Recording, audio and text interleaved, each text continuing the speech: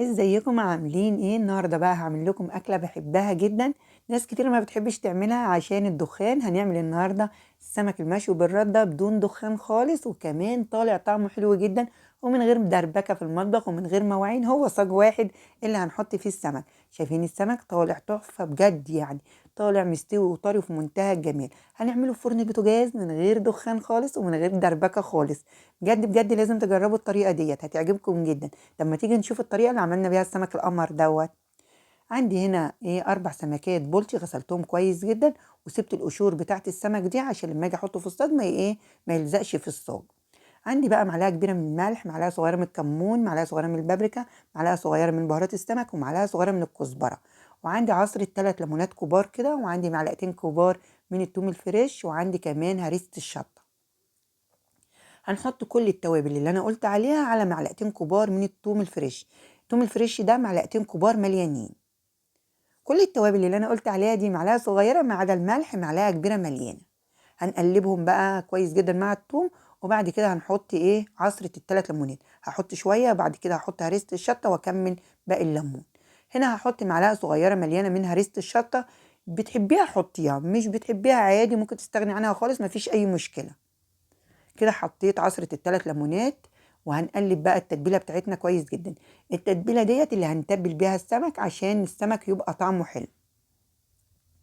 هنجيب بقى السمك لو مغسول كويس زي ما انتوا شايفين كده وابيض وطالع فل كده، هيطلع السمكية ما فيهاش اي ريحة. هنتبل بقى السمك بالتتبيلة ديت ونسيبه لمدة نص ساعة. ولازم السمك المشوي لما تيجي تجيبيه لازم تخلي القشور بتاعته ما تشيلهاش. ليه بنحب نخلي القشور بتاعت السمك ما بنشيلهاش؟ عشان لما تيجي تحطيها في الصاج وتشوي السمك ما يلزقش معاكي في الصاج. فتقولي له وانت بتجيبي السمك من عند السماك، قولي له عاوزه السمك القشور بتاعته زي ما هي، ما تشيلهاش عشان هشوي السمك. بعد ما بتبل بقى كل السمك زي ما انتوا شايفين كده، بسيبه قد ايه؟ بسيبه نص ساعه. كده تبلنا السمك. تعالوا بقى نشوف الخضار اللي هنحشي بيه السمك. عندي هنا نص كوباية من البقدونس الأخضر الفريش، وعندي جزرتين وسط أنا بشرهم على المبشرة اليدوية، وعندي حبيتين من الفلفل أنا مقطعاهم قطع صغيرة يعني مكعبات صغيرة، وعندي بصلاية وسط أنا مقطعاها جوانح برضو مقطعاها على المبشرة اليدوية. ممكن تقطعيها مكعبات عادي مفيش أي مشكلة. وعندي بقدونس هنا برضو نص كوباية صغيرة. وعندي 3 حبات طماطم وسط، شلت القلب بتاعها وقطعتها مكعبات. وليه شلت قلب الطماطم؟ عشان ما تطريش معايا السمكية قوي من جوه. فانت لما تجيبي الطماطم تشيلي القلب بتاعها وتقطعيها مكعبات صغيرة. هنقلب الخضار كويس جدا ونجيب باقي التتبيلة اللي تبلنا بيها السمك ونحطها على على الخضار بتاعنا. دول بمقدار 3 معالق، يعني التتبيله اللي انا حطيتها على الخضار ده بمقدار 3 معالق كبار. هنقلب بقى التتبيله كويس جدا مع الخضار، وبعد كده بنحشي بيه السمك. الحشو دوت احنا بنحبه جدا الصراحه، طعمه حلو جدا يعني، كلنا بنحب السمك وبنحب الحشو بتاعه. على فكره لو عملت الطريقه بتاعتي دي هتعجبك جدا، لان مفيش حد هيعمله قد يعني حلو زيك، لان مفيش حد هينضف السمك زي ست البيت. فانت لما هتنضفي السمك انت وتعمليه انت، هيطلع معاكي السمك طعمه حلو جدا وعمرك ما هتشتريه تاني من بره. هنجيب السمك ونحشي بيه بقى الخضار اللي احنا قطعناه ده. السمك هنا متأكدين بقى ان احنا غاسلينه كويس، ومتأكدين من غسيل الخضار ومقطعينه ازاي. فيا ريت تعمليه في البيت، بجد بجد هيعجبكم جدا. جربي الطريقة بتاعتي هتعجبك ان شاء الله، وعمرك ما هتشتريه تاني من بره.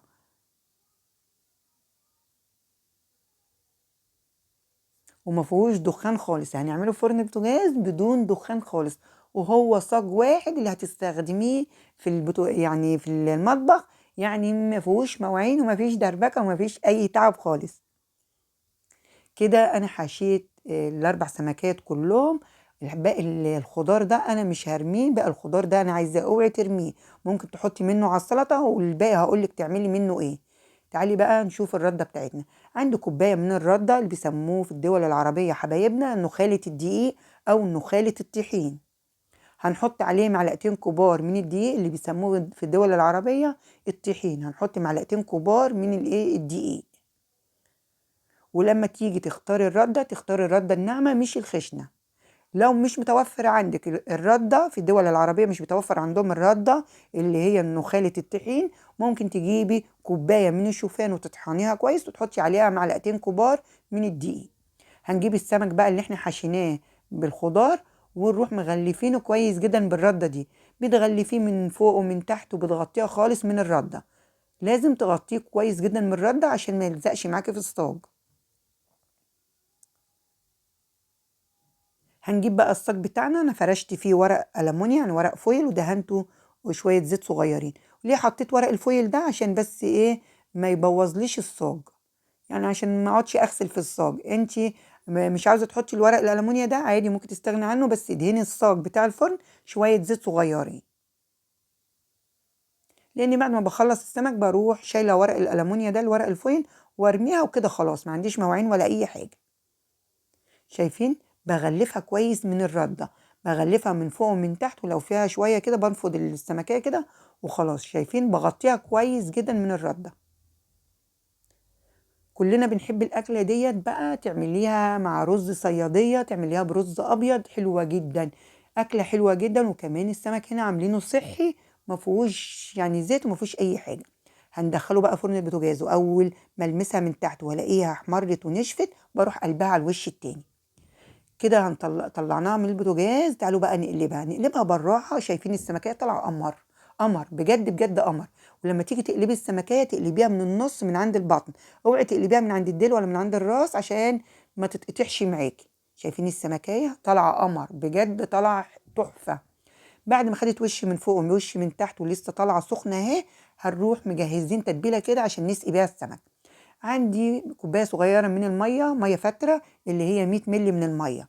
هحط له معلقه صغيره من الملح، ومعلقه صغيره من الكمون، ومعلقه صغيره من بهارات السمك بتجيبيها من عند اي عطار، ونقلبهم كويس. بهارات السمك بتبقى فيه اكياس في السوبر ماركت او بتجيبيها من عند اي عطار.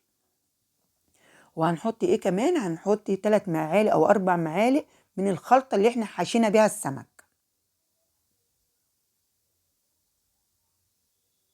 وهنحط ايه؟ شرايح 3 ليمونات، يعني دول 3 ليمونات مقطعاهم شرايح زي ما انتوا شايفين كده. نبتدي بقى نسقي السمك ايه وهو طالع سخن من الفرن. نحط له ايه؟ كل سمكية معلقتين كده، معلقتين من التتبيلة اللي احنا عملناها. هتطري معاكي السمكية، وكمان هيبقى لحم السمك طالع معاكي حلو. والليمون اللي احنا حطيناه في التتبيلة ده مش بنرميه، بنحطه على السمكية وبناكله وبيبقى طعمه حلو جدا. اعملي السمك في المشوي في البيت هيعجبك جدا، زي ما قلت لك من غير دخان خالص ومن غير دربكه، مفيش مواعين. كلكم بتخافوا من المواعين، مفيش مواعين خالص.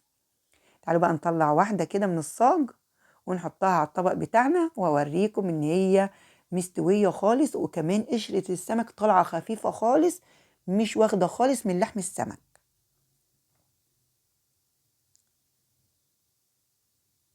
شايفين السمكية تحفة بجد بجد، ريحتها حلوة جدا بجد، طعمها حلو جدا. لازم تعملوها ولازم تجربوها، لان لو ما عملتوهاش هتزعلوا جدا. لازم تعملوها وتجربوها وتقولوا لي رأيكم في التعليقات، وبألف هنا مقدما. الطريقة ديت سهلة خالص زي ما قلت لكم، ما فيهاش مواعين خالص، ما فيهاش دخان. جربوا الطريقة وقولوا لي رأيكم في التعليقات. ولو عجبكم الفيديو ما تنسونيش في اللايك وفي الشير مع اصحابكم، واشتركوا معايا في القناة ونوروا قناتي ودوسوا على زر الجرس، وايه دوسوا على كلمة الكل عشان يوصلكم اشعار بكل فيديو جديد بنزله. وبألف هنا مقدما، كانت معاكم ليلى من قناة مطبخ بألف هنا.